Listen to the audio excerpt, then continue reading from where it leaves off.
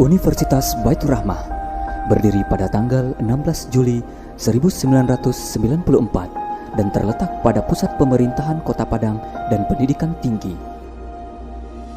Sebagai seni budaya dan masyarakat yang menerapkan falsafah adat Basandi Syara, Sara Basandi Kitabullah, menjadikan Kota Baitur Rahmah dengan harapan. Assalamualaikum warahmatullahi wabarakatuh. Perkenalkan, nama saya Talita Nabila, NPM 21 10.07.01.20.03 dari Prodi Kesehatan Masyarakat. Di sini saya ingin menjelaskan tentang materi konsep norma. Sebelumnya izin share screen.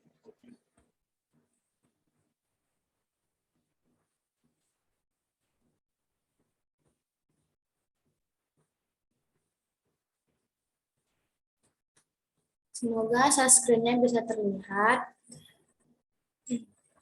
Di sini saya mohon izin kepada Bapak dosen pengampu, yaitu Bapak Nova Arikmande RSKM MKes.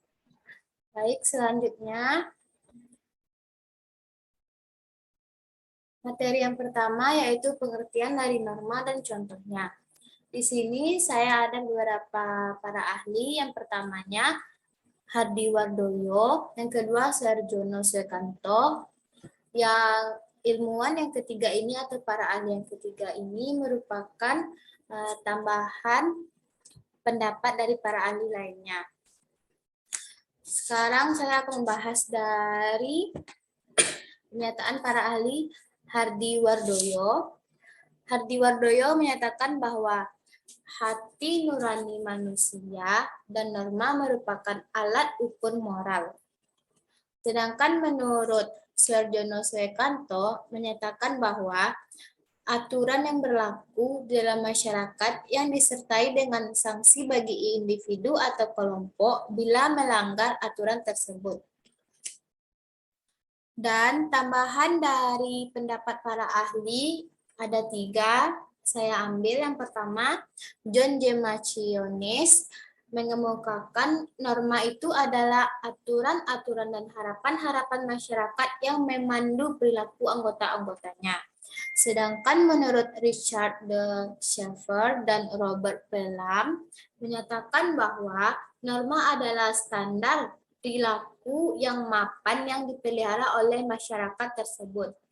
Yang terakhir, menurut Kurt Calhoun menyatakan bahwa norma itu adalah aturan atau pedoman yang menyatakan tentang bagaimana seseorang seharusnya bertindak dalam situasi tertentu. Selanjutnya, contoh dari norma itu hanya beberapa yang saya tulis. Yang pertama, selalu menaati aturan diberikan oleh dosen saat perkuliahan atau mematuhi aturan di kampus. Yang kedua, saling menghormati satu sama lain. Yang ketiga, memiliki aturan dalam hidup. Yang dimaksud di sini memiliki aturan dalam hidup ini adalah supaya dalam menjalani kehidupan dapat berjalan dengan lebih baik ke depannya sebagai pedoman di masa depan nanti. Selanjutnya, jenis norma. Menurut Agus Siswoyo, norma dibedakan menjadi 4. Yang pertama, ada norma agama, ada norma kesusilaan, ada norma kesopanan atau adat, ada norma hukum. Di sini saya akan menjelaskan satu persatu. Yang pertama, norma agama. Norma agama itu merupakan peraturan hidup yang berasal dari Tuhan Yang Maha Esa atau wahyullahi. Norma agama yang berasal dari Tuhan ini biasanya tertulis dalam kitab suci masing-masing.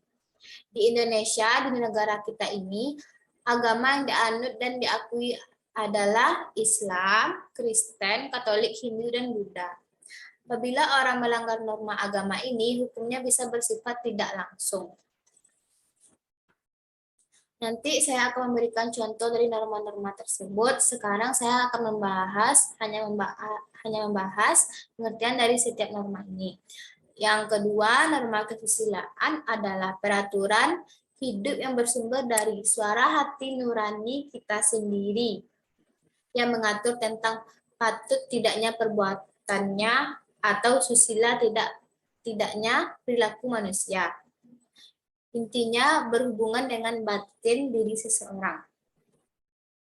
Norma kesopanan atau adat adalah norma yang timbul dan diadakan oleh masyarakat itu sendiri untuk saling hormat menghormati.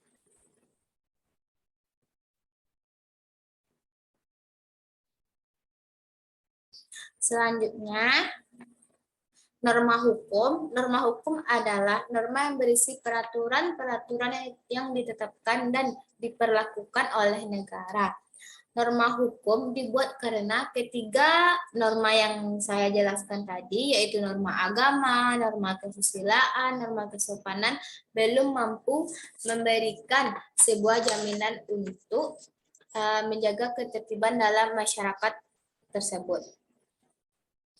Norma hukum ini bersifat melengkapi norma-norma yang lain yang ada dalam masyarakat. Artinya, norma hukum memperkuat sanksi atas pelanggaran norma lainnya. Baik, selanjutnya.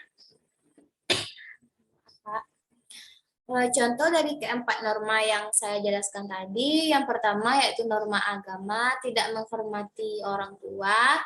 Yang kedua, norma kesusilaan. Contohnya, jujur dalam perkataan dan perbuatan, berpakaian sesuai dengan tempat dan situasi. Yang ketiga, tidak berkata kasar dan membentak orang tua. Yang ketiga, norma kesopanan. Contohnya, berbicara baik dan sopan kepada orang tua. Membantu orang tua, tidak menyela pembicaraan orang lain. Yang keempat, yang terakhir, norma hukum pentingnya menaati lalu lintas.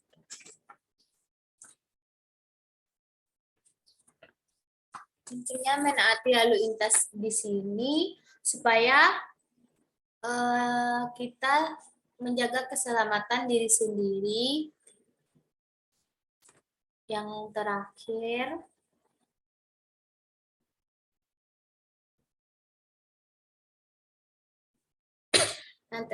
yaitu pengertian kekhususan norma dan contoh. Kekhususan norma moral dapat dilihat dari tolak ukur untuk menentukan betul salahnya, sikap dan tindakan manusia dilihat dari segi baik buruknya, sebagaimana dan bukan sebagai pelaku peran tertentu dan terbatas.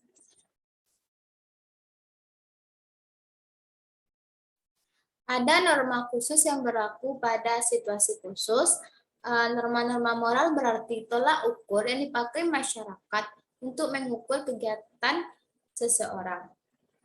Maka dengan norma kita betul-betul dinilai. Kita dinilai bukan dari salah satu segi, melainkan dari segi manusia. Contoh dari kekhususan norma ini adalah dapat kita lihat dari contoh sebelumnya, yaitu berpakaian yang sesuai dengan keadaan dan tempat. Misalnya saja pada saat upacara adat pakaiannya seperti apa, saat acara pengajian pakaiannya yang cocok seperti apa, dan dalam berbicara saat acara formal ataupun non formal, pasti bahasa yang diucapkan berbeda sesuai dengan acara tersebut. Sekian dari Talita penjelasan materinya. Semoga Bapak puas dengan penjelasan materi Talita. Sekian, terima kasih. Wassalamualaikum warahmatullahi wabarakatuh.